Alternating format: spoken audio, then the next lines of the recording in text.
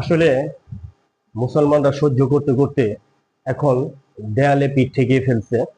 তো আমি বলবো যে এই যে আগাটা নষ্টা মহিলা এবং অপবিত্র মহিলা, এই যে চৈতালি রায়, ঠিক আছে, যিনি সবসময় মুসলমানদেরকে নিয়ে আহ উস্কানিমূলক কথাবার্তা বলতেছে, এবং উনি হলে হাসিনার দালাল, স্বৈরাচারী আওয়ামী লীগের দালাল এবং নরেন্দ্র মোদীর দালাল। এই মাগিটাকে, ঠিক আছে, খুব দ্রুত আইনের আওতায় আনার ব্যবস্থা করুক জনাব তারেক রহমান সাহেব।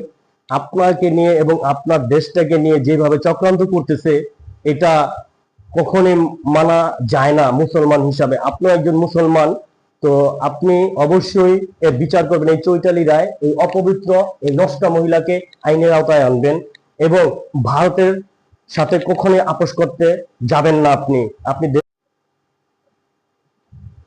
আসলে মুসলমানরা সহ্য করতে করতে এখন দেয়ালে পিঠ ঠেকিয়ে ফেলছে।